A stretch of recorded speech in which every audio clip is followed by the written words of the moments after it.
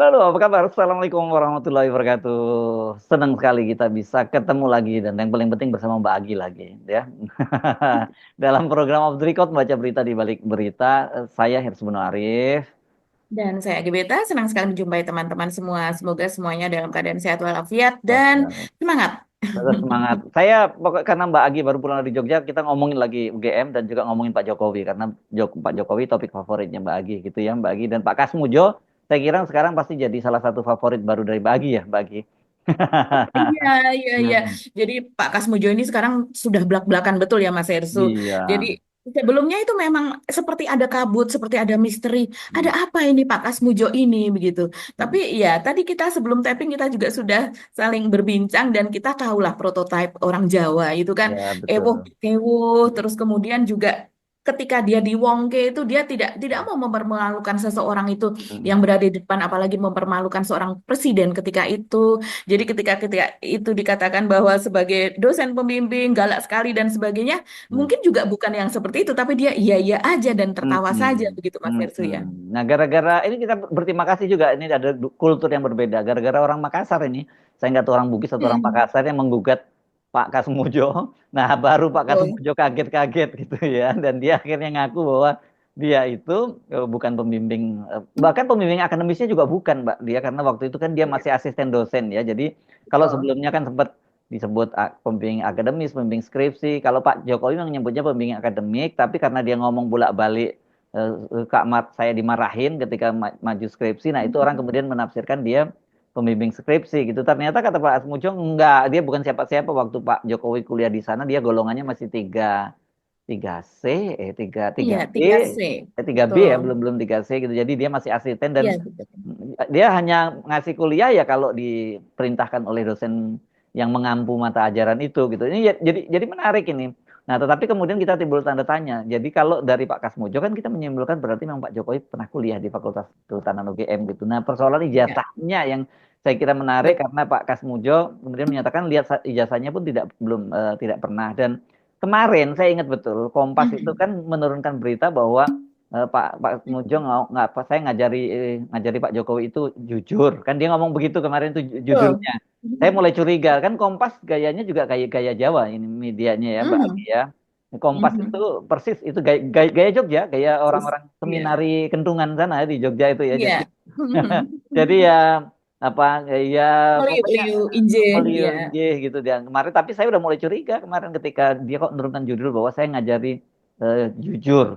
Aslinya Mhm. siapa yang diajari jujur itu? Nah, baru rupanya kemarin tuh kemudian atau hari ini ya langsung wawancara lengkap ya. Mhm. Rame-rame itu wartawan ya, yang Betul. wawancara dan Mhm. Pak Kasmujud jadi cerita panjang lebar. Kira-kira kita cerita itu dan tadi ada juga soal ini ya Mbak ya ada kaitannya juga soal penyimpangan dana di apa di UGM ya. Saya Iya. tahu maksud Mbak Agi ngirim-ngirim itu biasanya kan politik sandra yang biasa dilakukan oleh Pak Jokowi gitu ya maksudnya Mbak Agi. Apa itu bukan? Iya, betul, betul. Oh, Iya, kan bener kan apalagi saya baca pikirannya Mbak Agi. ya, apalagi dinyatakan oleh Iskandar Sitorus, dia adalah aktivis ya, selama ini dikenal sebagai aktivis. Rupanya dia sekarang ada di Indonesia Audit Watch dan di situ sebagai sekretaris kalau tidak salah. Jadi salah satu pimpinan di Indonesia Audit Watch. Dia menyatakan bahwa selama 10 tahun terakhir ini banyak sekali kejadian yang memang tidak proper lah, yang seharusnya tidak terjadi di lembaga seelit UGM begitu, yang menjadi panutan bahkan menjadi salah satu lembaga terbaik di dunia. Tapi ternyata berdasarkan audit BPK itu ternyata banyak sekali boncos-boncosnya yang seharusnya tidak terjadi dan ini menyangkut soal keuangan Mas Hersu. Itu nanti kita bahas lagi begitu ya. Tapi kita perlu urut dulu nih Mas Hersu nih dari Ya, kejadian apa sih sebetulnya begitu. Nah, kita mungkin bisa mulai dengan pernyataan Pak Kasmujonis. Kalau sekarang terang benderang sekali. Jadi dia yang sebelumnya ini tidak banyak berkata-kata. Ketika saya masih ingat Mas Hersu di konten Hersu Benopoin juga ada itu mengingatkan pada tahun 2017 pada sebuah acara reuni di Fakultas Kehutanan UGM ya kita menyebutnya sebagai Fahutan biasanya ya dan kemudian di situ juga hadir Pak Kasmujo karena memang beliau tadinya adalah beliau adalah pensiunan dosen di UGM tapi jurusannya atau mata kuliahnya Pak Kasmujo ini lebih banyak justru non kayu Mas Hersu ya, ya. sebetulnya. Makanya aneh betul kalau Pak Jokowi mengatakan bahwa di jurusan teknologi kayu, padahal Pak Kasmujo ini mengajar mata-mata kuliah di mana di situ adalah mata kuliah non kayu. Nanti kita bahas apa saja mata kuliah non kayu tersebut. Tapi saat ini rupanya Pak Kasmujo pun mengatakan bahwa yang sebelumnya dikatakan sesudah Jokowi lulus pun eh, beberapa kali mereka berjumpa gitu. Jadi masih sering berjumpa sesudah lulus. Tapi sekarang Pak Kasmujo lain lagi. Dia mengatakan, saya rasa ini yang jujur ya, mengatakan bahwa pertemuannya kemarin dengan Jokowi yang datang ke rumahnya, rupanya itu adalah di perumahan BTN. Kita melihat juga rumahnya sederhana, seorang pensiunan begitu ya Mas Hersu. Itu baru pertama kalinya bertemu sesudah lulus. Artinya tahun 2017 mungkin tidak dihitung ya dalam hal ini. Karena ini pertemuan rame-rame dan beliau itu memang di fait accompli lah untuk maju ke depan. Ayo Pak Kasmujo maju ke panggung dan kemudian Jokowi mengatakan macam-macam itu. Nah, akhirnya dia mengatakan bahwa tahun ini yaitu Jokowi datang ke rumahnya adalah pertemuan yang pertama kali setelah Jokowi lulus. Ini kan membuat kita bingung yang mana yang benar. Tapi saya rasa dengan pernyataan bahwa dia itu mengajarkan kejujuran, keadilan, kebenaran, dia mengatakan seperti itu ya, dia menginginkan itu, saya rasa inilah yang benar. Nah, kalimatnya kurang lebih seperti ini Mas Hirsu. Saya membacanya dari suara.com ya. Eh, Belum pernah ketemu sebelum ini. Baru sekali itu kata Kasmujo saat ditemui di kediamannya itu daerah Pogung Kidul, ini daerah Sleman ya. Pertemuan tersebut berlangsung singkat, itu pun hanya sekitar 45 menit menurut dia dan tidak membicarakan soal ijazah atau soal skripsi Jokowi begitu. Jadi di sini pun dia mengakui bahwa semasa di kampus sekitar medio 1980 1985 itu dia hanya melakukan pendampingan kepada beberapa mahasiswa. Salah satunya ada Jokowi. Pendampingan loh ya, pendampingan ini artinya kalau dia bekerja di lab atau di apa begitu kita kalau ditanya apalagi kalau skripsi kemudian melakukan penelitian, biasanya kita juga memang bertanya-tanya kepada asisten dosen atau kakak kelas atau yang lebih senior begitu. Dan dia mengatakan di sini itu misalnya ngurusi mahasiswa, ngajar macam-macam itu harus ada pendampingan, masih asisten dosen pada tahun tersebut. Jadi kalau ada yang suruh mewakili, ikut menemani atau bab tertentu, maksudnya menjelaskan bab tertentu, tolong dibantu. Tapi ngajar langsung belum boleh, katanya begitu. Dan jadi pada saat itu memang dia statusnya masih asisten dosen seperti kata Mas Irsu. Apa pangkatnya Dan apa? kalau Apa titelnya BSc ya apa dulu sebutnya tadinya sebelumnya ya apa? iya, kalau berdasarkan penelusuran lagi, ini penelusurannya rupanya Hmm. ada di bahkan di Universitas Leiden apa ya kalau tidak salah ada eh, seorang pengajar kita yang ada di Oh ya Belanda. itu kawan saya itu Mbak, itu Dokter Suryadi. Oh, kawan Mas Ersu. Iya itu Hmm. dari Padang dia di Leiden Oh kan? iya, Iya iya Pak iya. siapa? Suhardi. Siapa ya Suryadi, namanya? Dokter Suryadi, Suryadi. Suryadi. Ya, ya. Dokter Suryadi. Ya, dia menjelaskan di sana ya Mas Ersu ya.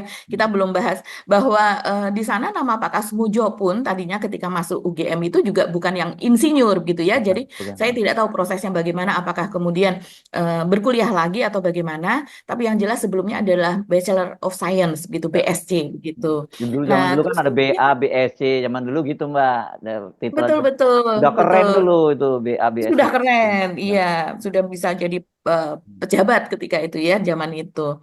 Nah, dia pun mengatakan soal ijazah ini, Pak Kasmujo mengatakan, mengenai ijazah, saya paling tidak bisa cerita karena saya tidak membimbing, tidak mengetahui. Prosesnya dan pembimbingannya itu Profesor Sumitro. Ini nama yang tidak pernah disebut oleh Jokowi. Ahmad Sumitro Pembantunya lengkapnya ya sebenarnya ya.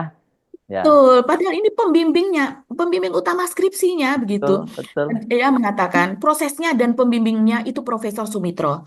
Pembantunya ada sendiri, yang menguji ada sendiri. Jadi Hmm. bukan dirinya. Ini pengakuan jujur. Ya. Tapi Dan kenapa kok bisa tiba-tiba Pak Kasmujo yang dipanggil ya pada waktu reuni itu? Dan itu kan kalau sekian puluh tahun nggak ketemu terus tiba-tiba Pak Jokowi manggil itu secara khusus kan jadi tanda tanya juga kita ya. Apakah Pak Kasmujo sudah betul. disiapkan lebih dulu dari Iya, sebelumnya begitu karena di situ kita lihat videonya kan bisa kita lihat di situ videonya eh, waktu itu ada Pak Pratikno yang yang mendampingi iya. dia dan Betul. Pak Pratikno kan adalah rektor UGM jadi dia lebih ngerti soal seluk-beluk di UGM ketimbang Pak Jokowi. Ini memang misteri juga hubungan antara Pak Kasmujo dengan Pak Jokowi ini.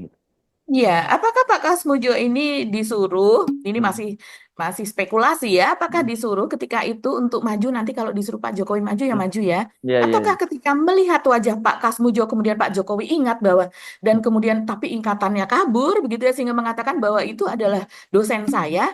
Bahkan Pak Jokowi mengatakan kita bisa kutip berkali-kali saya balik lagi dimarahin, saya balik lagi dimarahin loh kok galak sekali. Tapi berkat itulah maka kemudian skripsinya jadi.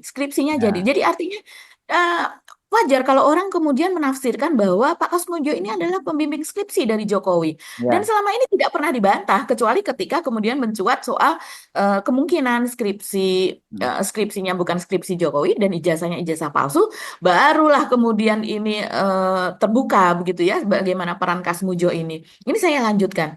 Nah, kemudian Pak Kasmujo ini kembali mengatakan, ini saya membacanya yang berikutnya ini di Kompas ya Mas Sesu, karena ini memang kemudian semua wartawan datang kepada Kasmujo dan mewawancarai beliau begitu.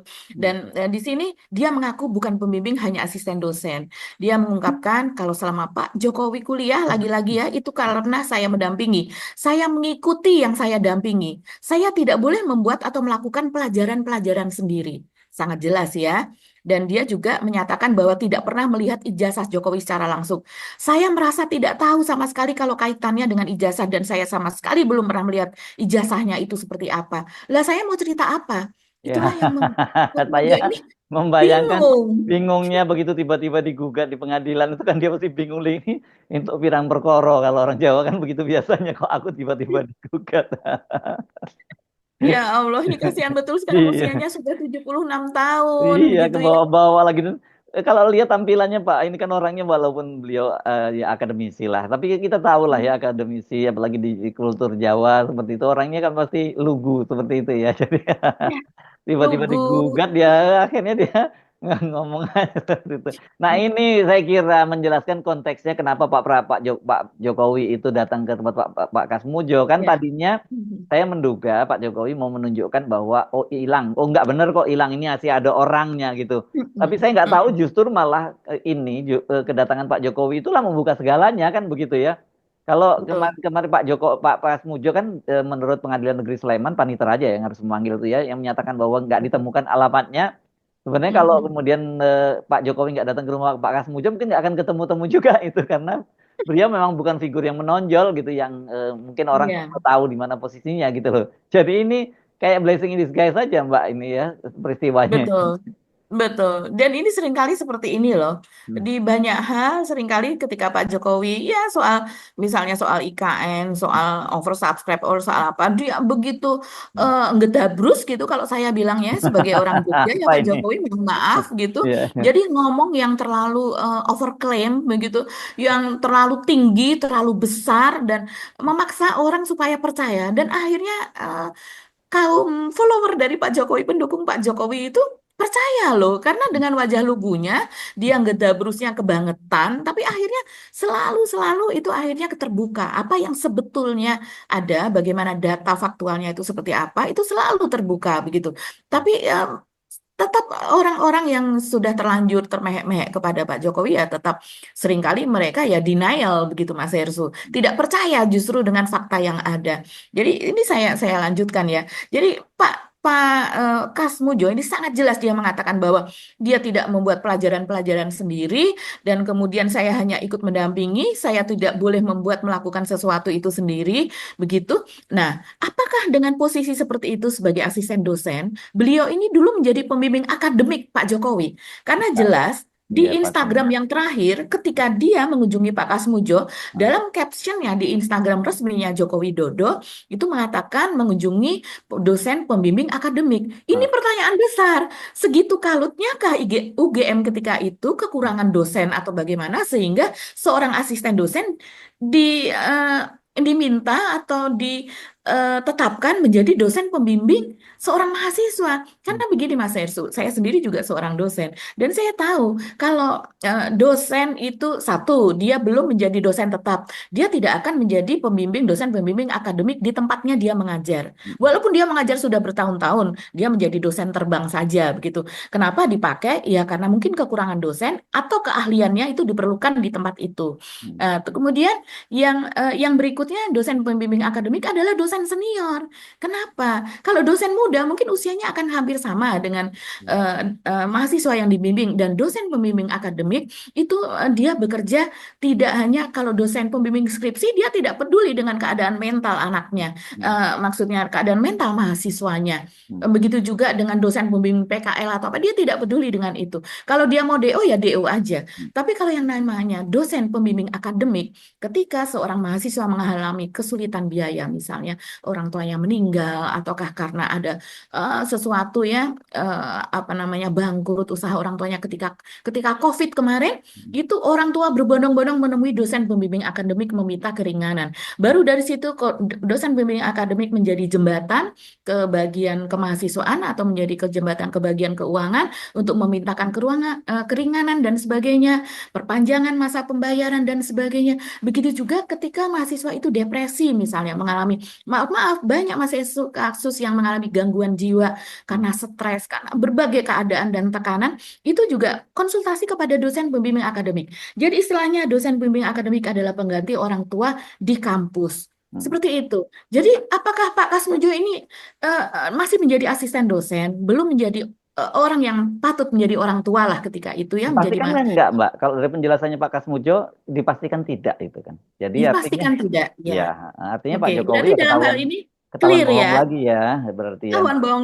Iya, Ah, iya. Jadi Aduh. itu overclaim ya, terlalu Mm. tinggi begitu mengklaimnya, Nah, dan akhirnya pertanyaannya kenapa gitu loh? Kenapa kok dia mengakui Pak Kasmujo sebagai pembimbing akademisnya, padahal kan jelas di deskripsinya Pak Jokowi itu kan di situ namanya Ahmad Sumitro ya, Profesor betul. Dokter, maksud Dokter Mhm. Ahmad Sumitro, dan kemudian memang yang jadi persoalan juga di sampul halamannya itu di ada, bukan di lembar pengesahan ya, saya kira kalau ada yang namanya Ya. pembimbing akademis Mhm. itu kan beda nama Ahmad Sumitronya juga gitu loh Mbak. Yang satunya pakai Ya. OE, yang padahal aslinya kalau menurut putrinya sendiri, siapa namanya waktu itu, putrinya sendiri yang menyatakan bahwa nama Iya. bapak Mhm. bapaknya itu Betul. Profesor Dr. Ahmad Sumitro nama bapaknya. Jadi memang ini agak banyak kejanggalan-kejanggalan ya. Dan kalau sudah ada, memang ada pembimbing akademis, kan berarti Pak Jokowi punya ijazah dong gitu ya. Satu yang Iya. saya bisa simpulkan sekarang ini, kalau dari pernyataannya Pak Kasmujo, satu memang dia bukan pembimbing akademisnya, tetapi kita dapat informasi bahwa Pak Jokowi itu memang kuliah di Fakultas Kehutanan UGM. Gitu kan Mhm. sebenarnya, kalau dari kesimpulan yang Ya, bisa kita sementara simpulkan betul. sementara untuk ijazahnya. Nah, itu yang jadi tanda tanya buat kita semua gitu.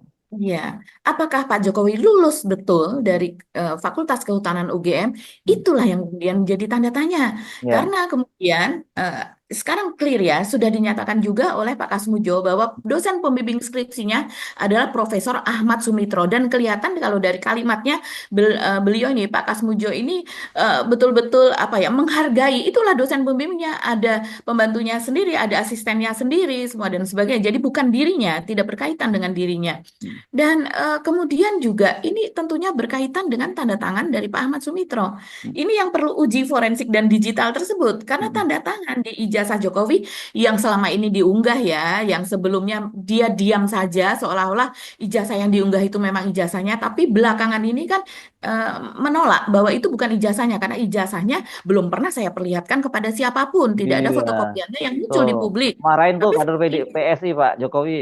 Tuh, iya, gara-gara kader PSI itu. seharusnya kena undang-undang itu, kena pasal itu dari kader apa, Dian Sandi Utama itu gitu. Nah, ini ada perbedaan tanda tangan yang sangat-sangat jelas, tidak perlu seorang ahli apa namanya, kalau ahli tulisan itu ya Mas Erso, itu tidak perlu ahli itu pun, saya sebagai orang awam pun melihatnya sudah langsung melihat sebagai sesuatu yang sangat berbeda, dari ketegasan coretannya, dari lengkungan-lengkungan sudut-sudutnya itu sangat berbeda dari ijazah yang diunggah oleh Dian Sandi Utama, yaitu kader PSI, kader dari Kaisang, dari Partai Kaisang, anak Pak Jokowi sendiri, itu sangat-sangat berbeda dengan tanda tangan Pak Ahmad Sumitro di ijazah yang diunggah oleh anak dari Pak Ahmad Sumitro sendiri, karena Pak Ahmad Sumitro ini adalah eh, seorang apa, selain pembimbing, beliau Ini juga pernah jadi menjadi dekan ya, dekan. jadi dekan Ya, Fakultas pernah Pertanahan. menjadi dekan sehingga tanda tangannya tentu saja Ya, ada di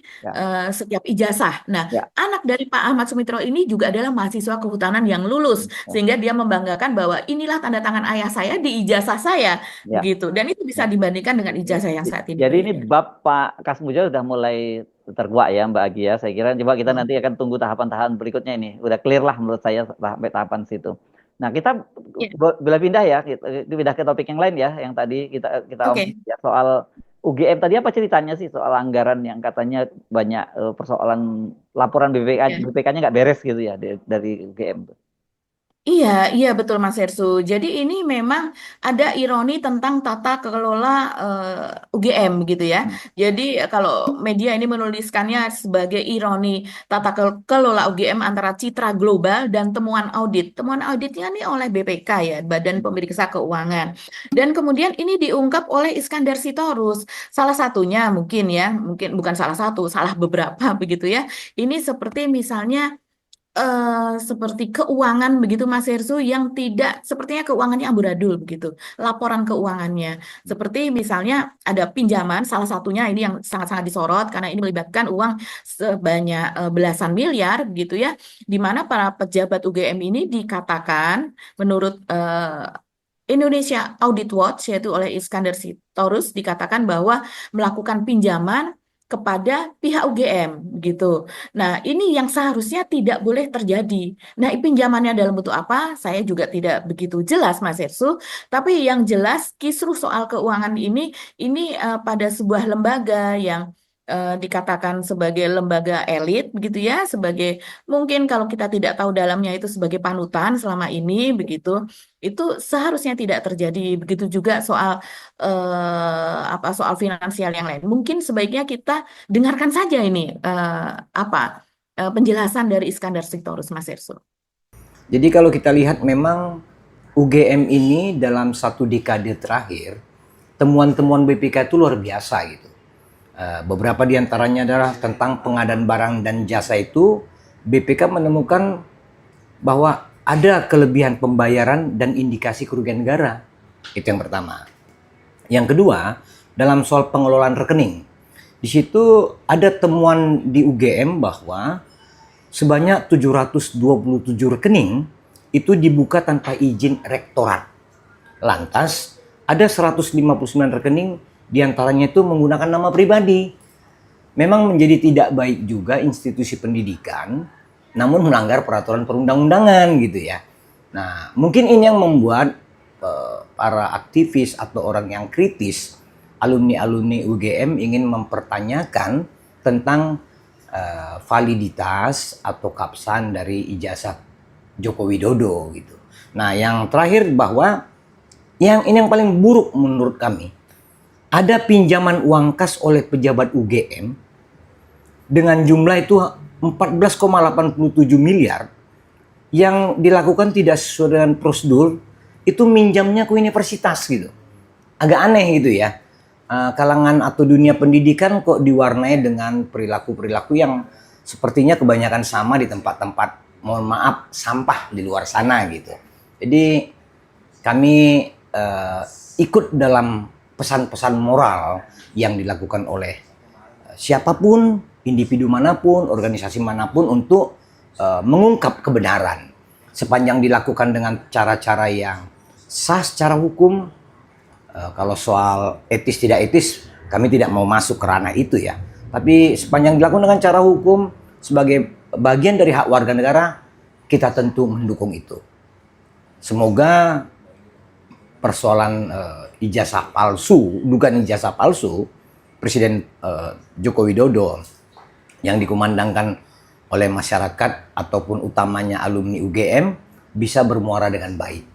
Kami dari Indonesian Audit Watch hanya menggelitik institusi UGM, diperbaiki aja temuan-temuan BPK-nya. Terus disampaikan saja kepada publik, mumpung ada persoalan ini. Kepada teman-teman yang sedang mengkritisi keaslian ijazah Joko Widodo, digunakan saja momentum ini untuk memperbaiki bagaimana buruk manajerial di UGM, begitu. Kalau keburukan itu sudah berlangsung lama atau belum? 1 dekade ini. 1 dekade itu berarti 10 tahunan. 10 tahunan gitu. Dan kalau kita lihat lebih ke belakang, sangat lebih detail ya. Di sana ada kelebihan pembayaran dalam proyek pembangunan, ada harga satuan melebihi penawaran, lantas ada di situ keterlambatan pelaksanaan pekerjaan, lantas ada pengelolaan rekening yang tadi yang tidak sesuai dengan ketentuan perundangan, lalu penerimaan yang tidak disetorkan ke rekening rektor. Jadi hemat kami ini juga momentum memperbaiki kinerja institusi UGM. Kalau temuan pembelian transaksi jasa palsu. Kalau LHP BPK tidak pada konteks yang tidak ada kaitannya dengan uang negara dan kebijakan negara. Tapi bisa jadi ini adalah model baru untuk BPK mencermati jika di kemudian hari akan ada persoalan-persoalan seperti ini. Kita sepakat juga dengan dua sisi, jika ini dikumandangkan untuk dikedepankan, sehingga nanti kita akan melihat kurang lebih seperti ini. LHP-nya itu ada temuan dengan tidak baik dan tidak terkontrol, mekanisme yang tidak dapat diyakini kebenarannya, tidak dapat mempertegas dan atau meyakini ijazah yang dikeluarkannya, bisa saja gitu. Kurang lebih seperti itu kalimat-kalimat temannya. Semoga sukses. Terima kasih, Bang. Sama-sama.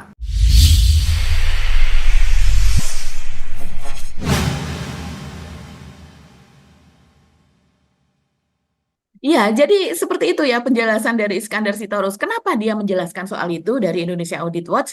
Itu karena memang tadinya ditanya sebagai orang audit, dia ditanya apakah betul kejadian di UGM itu seperti itu dan kemudian apa hubungannya dengan kasus ijazah palsu ini? Ini seperti dijelaskan tadi oleh Mas Hersu, apakah memang apa ya dikatakan seburuk itu tata kelola di UGM? Ini kan banyak yang menanyakan. Kenapa? Karena memang jawaban-jawaban UGM ini seperti tidak clear selama ini. Seperti misalnya menunjukkan ijazah Pak Jokowi dalam layar besar, big screen kan ketika itu pada tahun 2022. Ketika rame-rame soal tuduhan ijazah palsu ini yang dilontarkan oleh Bambang Tri ketika itu. Kemudian UGM mengunggah, memperlihatkan dan memvideokan bagaimana ijazah Jokowi itu ini buktinya ada. Nah, ini lagi sesuatu yang aneh ya, karena Pak Jokowi sendiri mengatakan belum pernah memberikan kopi ijazah kepada siapapun. Artinya UGM dapat dari mana? Dan apakah ijazah yang diperlihatkan di big screen itu adalah ijazah yang betul begitu? Tapi kalau seandainya yang di big screen itu adalah betul ijazah, yang ijazahnya Pak Jokowi, ini sama dengan ijazah yang ditunjukkan oleh Dian Sandi Utama, Mas Hersu.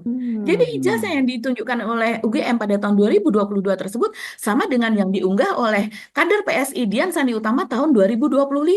Artinya apakah UGM melakukan pembohongan dalam hal ini? Karena menurut Pak Jokowi bukan itu ijazah saya kan menurut kuasa hukumnya, karena tidak pernah, bukan yang beredar selama ini itu bukan ijazah asli Pak Jokowi, bukan kopiannya maupun bukan fotonya. Dan kemudian juga UGM menjelaskan segala sesuatunya itu seperti Pak Kasmujo adalah dosen pembimbing akademik, juga dikatakan sebagai dosen pembimbing akademik, dan sekarang akhirnya ketahuan bahwa bukan dosen pembimbing akademik maupun skripsi. Jadi inilah yang kemudian ditanyakan Iskandar Sitorus, apakah memang seamburadul itu manajemen UGM, yang akhirnya dia menjawab soal persoalan finansial itu tadi. Ya, dan kalau saya sih mulai mencurigainya adalah apakah ada kaitannya dengan sandra, politik sandra yang banyak berlaku selama ini di pemerintahannya Pak Jokowi. Jadi orang-orang di kementerian dan sebagainya yang bermasalah kemudian dibiarkan, tapi kemudian dia tersandra dan nggak bisa apa-apa gitu. Karena kalau nggak salah selain pengelolaan anggaran dari UGM ini Ibu Ovi ya, Ibu Ova ya, rektor itu bersama suaminya juga ada kasus keuangan juga ya. Oh iya, betul Mas Hersu. Jadi memang betul tadi kata Mas Hersu soal sandera, ya kita patut menduga ya, karena Nah, bisa ya, saja ini terjadi. pertanyaan ini Karena ya. Iya, Ya. karena ini berbentuk pertanyaan. Karena Iskandar Sitorus jelas mengatakan ini terjadi selama satu dekade terakhir, yaitu selama 10 tahun terakhir keadaannya seperti itu. Nah, 10 tahun terakhir siapa yang menjadi presiden dan siapa presiden ini alumni mana, begitu kan? Nah, dan hubungannya lagi-lagi dengan apa ijazah yang diduga palsu tersebut. Nah, kemudian soal rektor UGM ini saya baca saja ini kasusnya Mas Yersu. Itu sebenarnya gampang sekali dicari di Google. Hmm. Ini juga terjadi beberapa tahun lalu ya. Ini Rektor UGM yaitu Profesor Ova Emilia Hmm. itu terjerat kasus gugatan oleh lembaga penjamin simpanan. Jadi oleh LPS ini lembaga resmi ya dari pemerintah. Itu terkait kerugian akibat bank gagal yaitu PT BPR Tripilar Artajaya.